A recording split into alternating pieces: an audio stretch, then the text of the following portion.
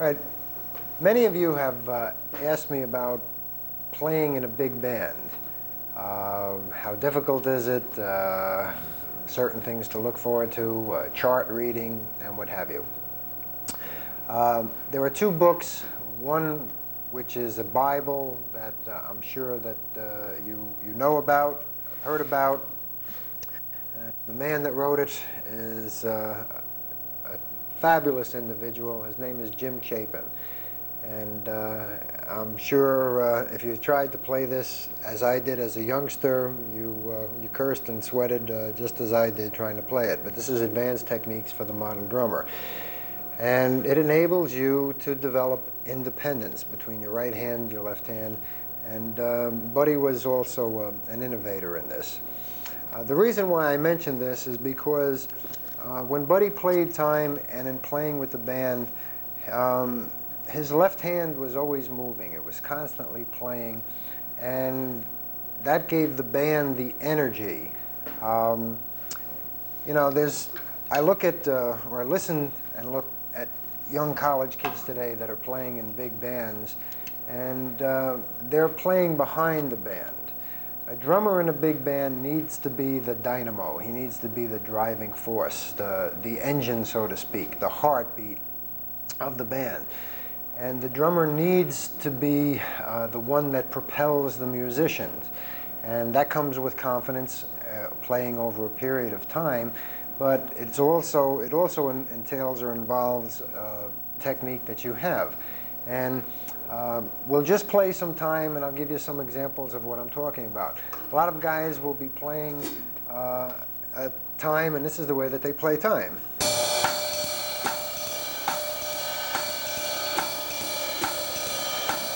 Now, depending upon the situation or the arrangement, it might call for playing time like that. All right, but if there are big brass figures, you don't want to be just playing time. You want to play along with those brass figures. You want to propel those brass figures. And Buddy's left hand was always constantly moving. He used to do a lot of shuffle things, and he would play the melody, whatever it might be. So there's a big difference between playing time that way and playing time.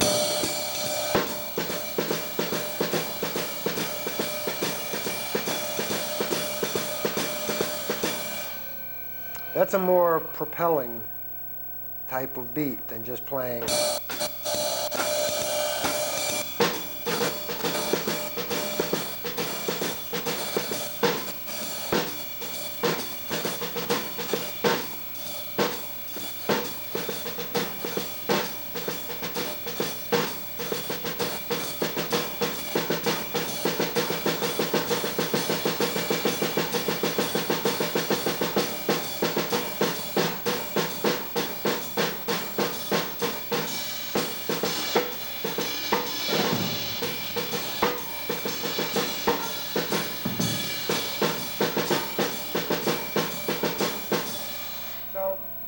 In playing with a big band, you have to be more driving, you have to be more positive, and play more with your left hand. And depending upon what tune it is that you're playing, you need to be able to play along and motivate and propel the band. There are many books that are out right now that discuss drum arrangements, and there are a lot of guys that ask me, well, how do you read a drum chart? How, you know? One of the first books that I worked with years ago was this book by Joel Rothman, and it was titled Drum Arrangements. And in it, there were popular tunes at the time, going back several years, all right, and these were the arrangements typically that you would find. You shouldn't be intimidated by drum music. Most arrangers, although they're fabulous musicians and they know how to write for all of the instruments, saxophones, trumpets, trombones, piano, bass, very few of them know how to write for drummers. And a drum chart should basically be just an outline. Everything that an arranger writes on a drum chart doesn't necessarily mean that it has to be played. When a saxophone player or a trombone player or a trumpet player has a part, They have to read that part and they have to play that part as written. But a drummer has the liberty to play around it. And only a drummer knows what sounds best where to put a break, where to put a cymbal, where to put a tom, where to put fill-ins. So you need to develop your ears, and the only way you can develop your ears is by listening, and try to memorize and sing along with the arrangement, get to know the arrangement. Bands that are traveling, like the Goodman Band, the Dorsey Band, the Count Basie Band, any of those drummers, you'll never see them reading drum parts because they have the arrangements memorized. And a drummer needs to know the music inside and out because he needs to be able to propel the band. You can't do that if you're reading, all right? Even the very, very best guys, Ed Shaughnessy, Louis Bellson, although they're great readers and they're great players, they play much better when they're not reading a drum chart. So books similar to this are excellent as far as you learning and developing how to read charts and what to look for, but don't be intimidated by a drum chart. Just because something is written doesn't mean that you have to play it. It's a guideline, and if you're playing in a big band or a situation where you're just learning a brand new arrangement, okay, you follow the drum chart, but then as you play it, you try to memorize it and forget about what's written. Listen and learn what the arrangement is, and then you can much better play it. But don't be intimidated by all of the notes and music that's put down on a drum chart. Buddy could read. He was not an excellent reader, and thank God he wasn't, because it would have gotten in the way of his playing. And drumming does that with a lot of players. So use that knowledge at the best to your advantage, okay? Learn how to read charts, and it's there as a guideline, but don't be intimidated by it. Learn how to play by listening, because you are the quarterback of the band.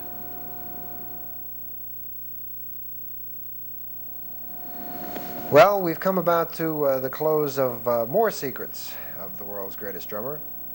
I sincerely hope that you've enjoyed this tape and that we've touched on some things, or that I've answered some questions that we might have missed the first time around. I would be amiss if I didn't mention once again the International Buddy Rich Fan Club. Charlie Braun in Warminster, Pennsylvania does a great job, and if you're not a member, I urge you to join.